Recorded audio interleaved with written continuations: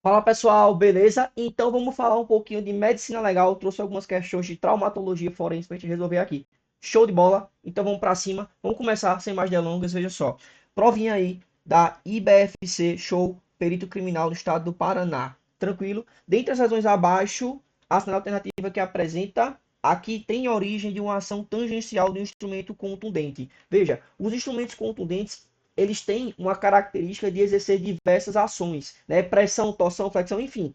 Eles têm essa característica. Se você pegar uma questão da sua prova que possui diversos verbos, diversas ações que podem ser realizadas com o instrumento, um potencial grande de seu gabarito é a questão, a banca está se referindo a um instrumento contundente. E veja, quando ela se refere aqui à ação tangencial do instrumento contundente, ela está se referindo basicamente a tal escoriação. O que seria a escoriação? Veja, destacamento da epiderme com posterior aparecimento da derme. É a conhecidíssima escoriação.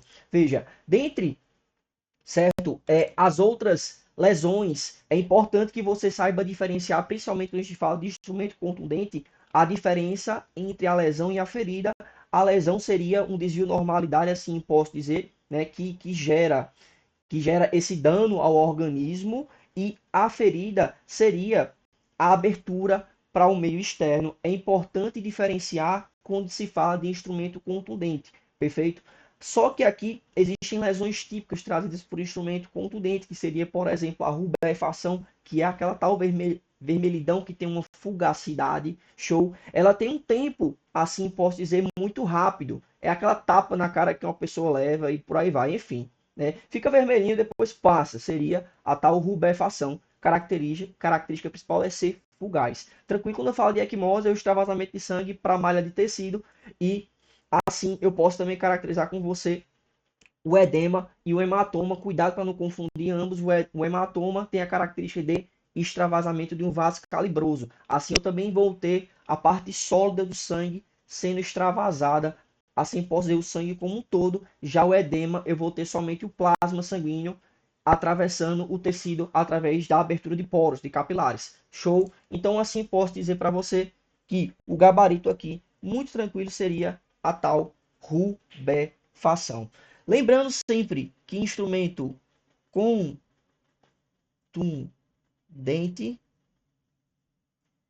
Peço perdão que minha caneta tá com uma falha, aí tá escrevendo meio estranho, né? Tá fazendo esses riscos aí. Show? Instrumento contundente causa lesão ou ferida contusa. Eita, que deu BO aqui. Eixa, acontece.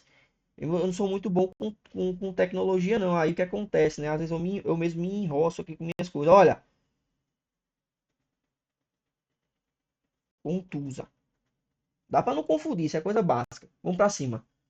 No âmbito das lesões corporais, a sugilação. Veja, existem algumas questões particulares também dos instrumentos contundentes, que seria, por exemplo, petequia, sugilação, vípse, certo? Veja, a sugilação é um aglomerado de petequias. O que são petequias? São pontilhados hemorrágicos. São grãos hemorrágicos, pontinhos hemorrágicos. Quando eu tenho esse aglomerado de petequias, que são os pontinhos, eu vou ter uma tal sugilação.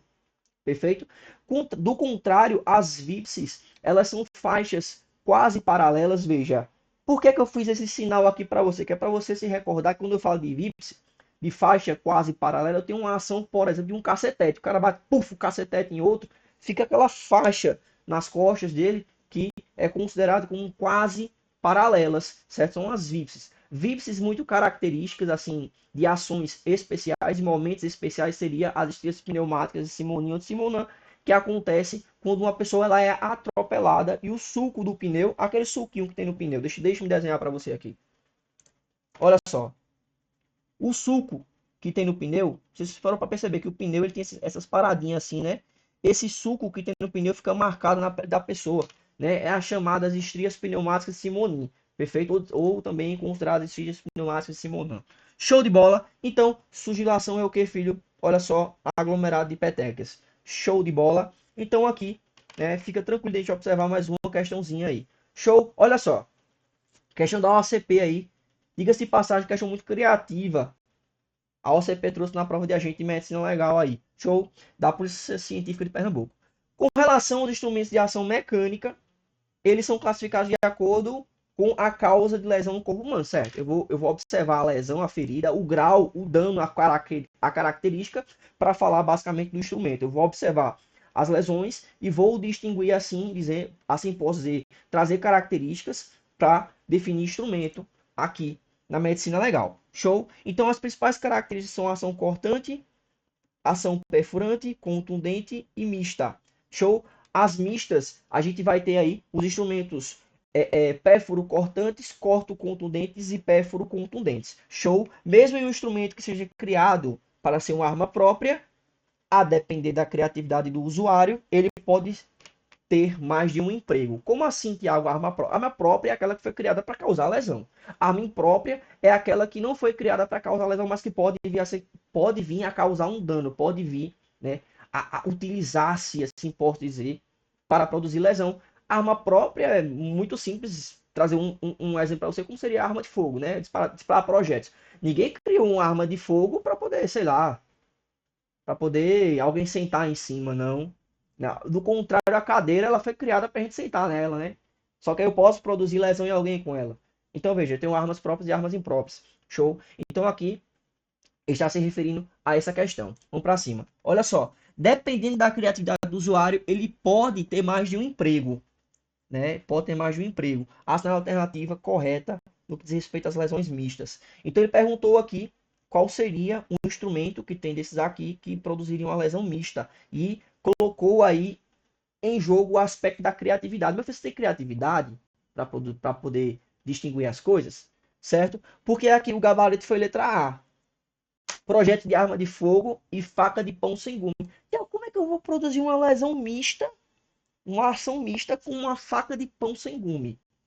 Se o camarada tiver fé e força, né, tiver vontade de produzir o resultado, assim posso dizer, tiver ânimos, né, Candy, vontade de matar, ele consegue produzir, né, uma lesão, uma ferida, na verdade uma ferida, corte, contuso em alguém com uma faca de pão sem gume, basta que ele tenha vontade e força, certo? Então o projeto de arma de fogo, cuidado, a arma de fogo em si não vai produzir uma lesão pérfuro-contusa. O que produz a lesão pérfuro-contusa, assim posso dizer, é o projétil que sai da boca do cano e acerta uma pessoa, certo?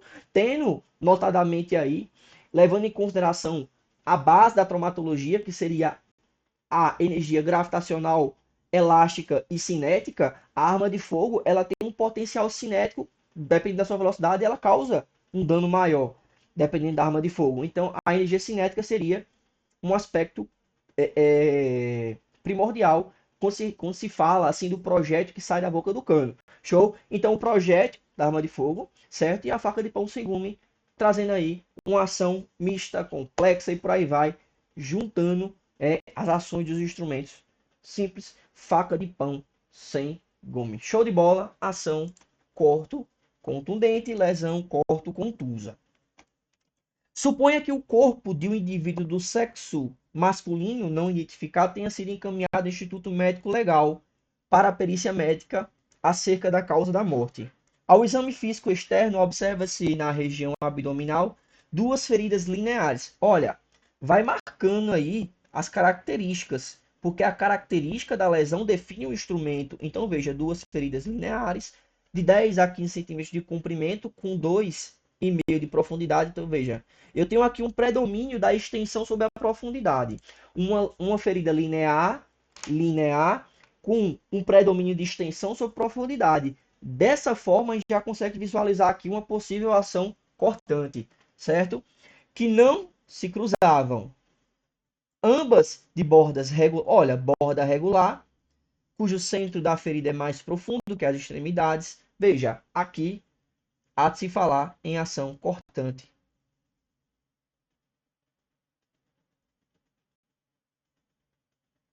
Minha caneta deu bronca. Aí veja como ela está escrevendo. Toda estranha, certo? E aqui a característica principal da ferida incisa ou cortante. Cuidado.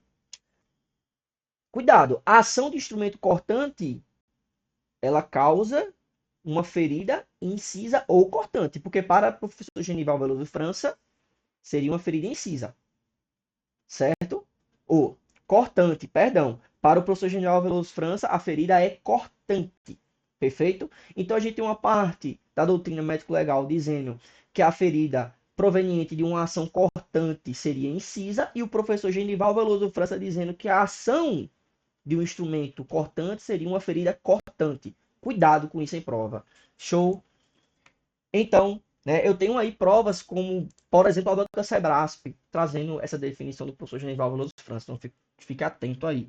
Perfeito? Então, cauda de escoriação, bordas regulares, né? Para acrescentar hemorragia abundante, ausência de vestígios traumáticos ao redor da ferida, sem ponte íntegra de tecido, assim eu caracterizo a ferida cortante ou incisa. Perfeito? Proveniente da ação de um instrumento cortante. Então, aqui, letra D de dado, navalha por ação cortante. Tranquilo de se observar. Lembre-se, aqui a IADES, a banca, ainda falou, olha, elas não se cruzam. Mas se fosse para distinguir o cruzamento das feridas, muito tranquilo. É o sinal de chave, beleza? Através do sinal de chave, que seria a continuidade da primeira ferida, a gente conseguiria distinguir a ordem cronológica dessa ferida. Aqui veio primeiro e aqui veio posteriormente. Tamo junto, bora para cima. Olha só. Auxiliar de autópsia, ação alternativa que apresenta a definição da lesão conhecida como esgorjamento. Veja, para falar tanto do esgorjamento como também do degolamento, é interessante que você tenha em mente a sua posição anatômica, a posição anatômica enfim, do ser humano. Olha só, orelhinha para frente, posição anterior, orelhinha para trás, posterior. Mais simples, eu não consigo fazer, veja. Região anterior, região posterior. Show? Então, quando eu falo de esgorjamento, tanto o degolamento como o esgorjamento são secções parciais feitas no pescoço. Perfeito? Até aí eu tenho uma relação em comum com ambas. Secção parcial no pescoço. Ou seja, eu não consigo torar o pescoço do cara com essas feridas. Até porque se eu seccionar o pescoço por inteiro, tirar o pescoço todo, leia-se, tirar a cabeça, separar a cabeça de maneira total do corpo, seria a tal decapitação. Cuidado. Então, quando eu tenho a secção parcial, eu tenho, ó, eu tiro uma parte do pescoço e fica a outra assim, ó, meio que, ó, pendendo para um lado, né? Seria o tal esgorjamento ou degolamento. Que vai diferenciar ambos é a posição anatômica. Então, no esgorjamento, eu posso tanto exercer, eu não, né? Eu não desejo fazer isso com ninguém. Não quero e não vou. Olha só, posição anterior, mais próximo aqui da garganta, ou anterolateral, mais ao lado, né? Algumas bancas falam anterior, citam como anterior, outras anterolateral. Aí você consegue caracterizar com facilidade. Gorja significa garganta, eu tenho um aparecimento da garganta aqui, enfim. Perfeito? Esgorjamento lateral, anterolateral ou anterior, quando é mais à frente, aqui é assim. Um valor pericial interessantíssimo do esgorjamento seria a questão que pode acontecer um esgorjamento suicida ou também homicida. A prevalência do esgorjamento seria a ação proveniente de um suicídio, né?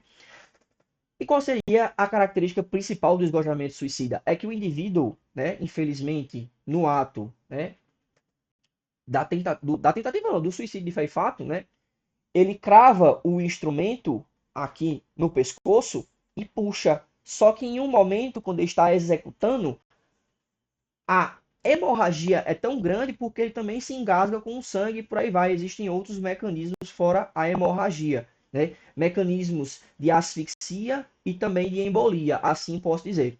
Então veja, a partir do momento que ele crava o instrumento no pescoço e passa aqui, vai chegar uma hora que vai faltar força. Então eu tenho uma ação repentina e abrupta de retirada do instrumento. Então eu vou ter um momento profundo, depois vou ter um momento que ele solta de vez. Tem essa característica. Então eu comecei profundo, depois do nada ficou superficial, do nada ficou superficial. Então seria uma característica do esgorjamento suicida. Já o esgorjamento homicida, que geralmente o indivíduo pega o outro por trás, aí, né, caracterizando um homicídio qualificado por impossibilidade de defesa da vítima. Veja, o cara chegou por trás e tuf, cravou o instrumento no pescoço, puxou. Então, a profundidade, ela meio que permanece, né, em uma sequência. Profundidade, depois retira. Certo? Seria o esgojamento, aí considerado um homicida. Um valor pericial interessante do esgojamento homicida seria a questão de você conseguir distinguir se o agente, o sujeito ativo da ação criminosa seria destro ou canhoto. Veja que interessante, né? Então vamos para cima. Olha só, agora que você já entendeu o que é o esgojamento, você pode tranquilamente marcar para mim letra C de casa. Perfeito? Secção da parte anterior do pescoço. Show? Quando eu falo, veja, divisão do corpo em partes, mediante amputação, desarticulação. Veja, cuidado para não confundir essa parada. Eu tenho por aí o esquartejamento. Esquartejamento eu vou seccionar, desarticular o indivíduo, tirar os braços, as pernas, eu vou esquartejar ele, certo? Isso acontecia aí há muitos e muitos anos em praças públicas, né? O cara ficava com os braços amarrados, as pernas amarradas e os cavalos, enfim, pessoas puxavam até o cara ficar desmembrado todo, né? Isso acontecia em praça pública há muito tempo, há muito tempo. E tem gente que ainda fala que o mundo ele não evoluiu, né? A galera fazia isso de domingo nas praças públicas. Perfeito? Então, olha, esquartejamento, cuidado para não confundir com o expostejamento. Expostejamento é cortar uma pessoa em postas. Cortar em postas, perfeito? Aí tem casos muito famosos de expostejamento. Show de bola. Então, vamos para cima aí.